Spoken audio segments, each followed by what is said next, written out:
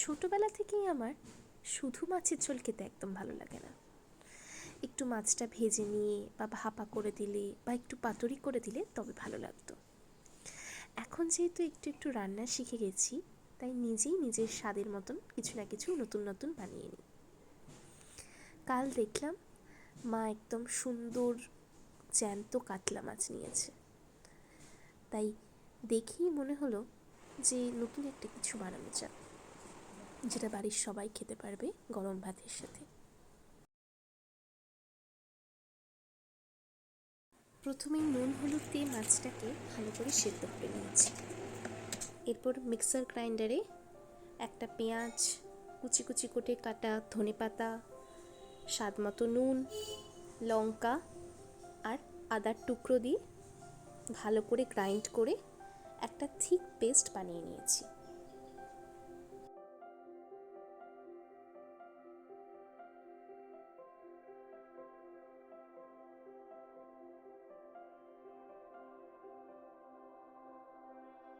যেহেতু আমি এখানে কাতলা মাছ নিয়েছি, তাই কাতলা মাছে অনেক ছোট ছোট কাঁটা থাকে, সেগুলো প্রথমে বেছে নিচ্ছি। যদি এখানে ভেটকি মাছ নিতাম তাহলে কিন্তু এতটা কাঁটা বাছার দরকার পড়তো না। কাঁটাগুলো বেছে নিয়ে মাছটাকে ভালো করে ওই পেস্ট দিয়ে মেখে নিচ্ছি।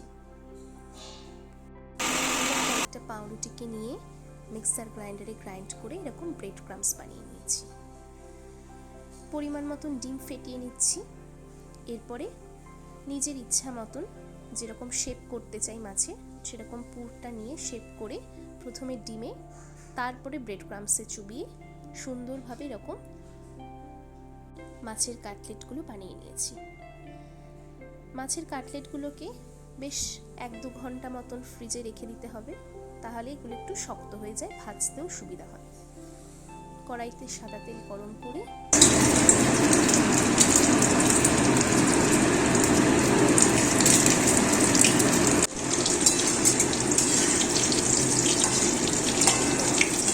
মাছের কাটলেটগুলো একবার সার্ভ করে দেখুন।